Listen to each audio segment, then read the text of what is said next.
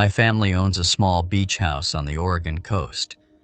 My parents bought it long before I was born because they've always loved the ocean. It's nothing extravagant, just a weathered little house perched on a bluff overlooking the Pacific. The salty air, constant wind, and occasional storms have definitely left their mark on it over the years. My dad has spent countless weekends repairing the deck, patching up leaks, and repainting the siding, but the house holds so many memories that none of us want to part with it. Still, my dad has been talking about selling it lately, maybe even tearing it down and rebuilding something more modern. Personally, I think that would ruin its charm. This story happened about 15 years ago when I was 9, and my sister Mia was 12. It was late fall, and we had come down for a long weekend. A storm had rolled in the day before, bringing heavy rain and gale-force winds. By the second day, the rain had finally stopped, but the wind was still howling, and the waves were crashing loudly against the shore. Despite the gloomy weather, Mia and I couldn't resist heading outside to explore. The house is surrounded by a mix of sandy dunes and dense forest, with trails leading in all directions. It's the kind of place that feels like a giant playground when you're a kid. That day, we decided to play one of our favorite games, Treasure Hunt. The rules were simple. Each of us would hide a treasure, usually a shiny rock, shell, or something else small, in a spot we chose, and the other person had to find it. The catch was that the treasure had to be in plain sight, and we were allowed to give up to 3 clues if the other person got stuck. Mia always took the game way more seriously than I did, and she loved picking the most obscure hiding spots she could find. I usually stayed close to the beach for mine, but Mia loved exploring the woods behind the house. That afternoon, Mia told me she was going to hide her treasure somewhere in the woods.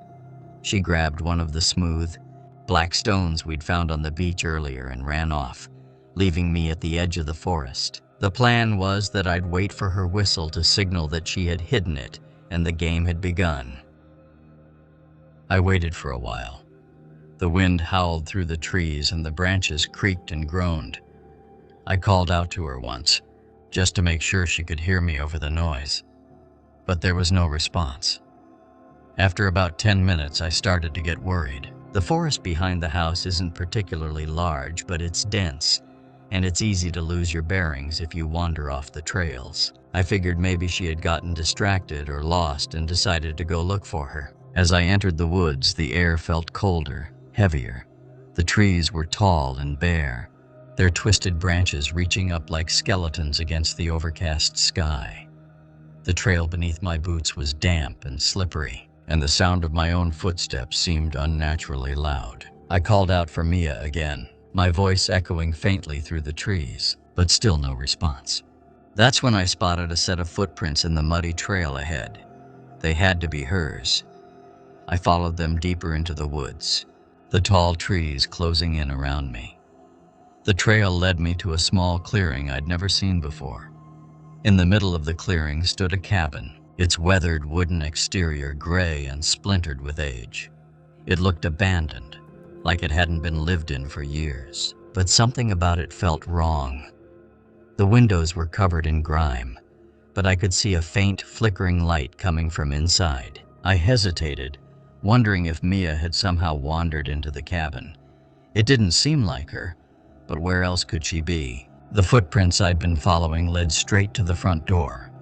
I approached cautiously, my heart pounding in my chest. As I reached the edge of the clearing, the door creaked open, and an older woman stepped out. Her face was pale and gaunt, her gray hair unkempt and blowing in the wind.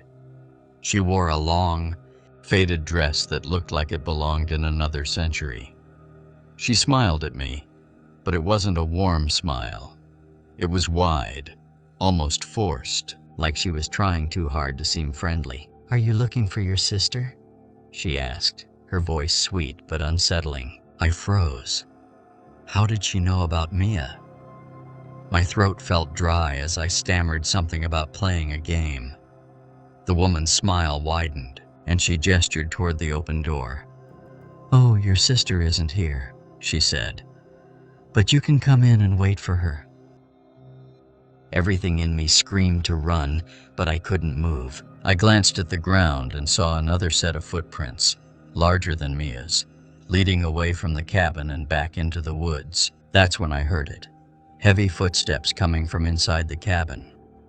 They were slow but deliberate, moving closer to the door. I took a step back, my heart racing, and called out for Mia at the top of my lungs. The woman's smile faltered, and for a moment, her expression darkened. She hissed something under her breath, but I couldn't make out the words. Then I saw movement in the upstairs window. A face appeared, just for a second, staring down at me before disappearing into the shadows. Terrified, I turned and ran, slipping and stumbling as I made my way back through the woods. I didn't stop until I saw my dad and Mia standing near the house, both looking worried. Apparently, they had come looking for me when I didn't return. I tried to explain what had happened, but my words tumbled out in a rush, and I wasn't making much sense. Mia, on the other hand, insisted she had been on the other side of the woods the whole time, nowhere near the cabin. My dad listened quietly before grabbing a flashlight and a heavy walking stick. He told us to stay inside with our mom while he went to check it out. When he came back, his face was pale and he wouldn't tell us much. All he said was that the cabin seemed empty, but the back door had been left open. He also mentioned finding a third set of footprints, larger than mine or Mia's, leading deeper into the woods. That night, I barely slept. The image of the woman's smile and the face in the window haunted me, even now.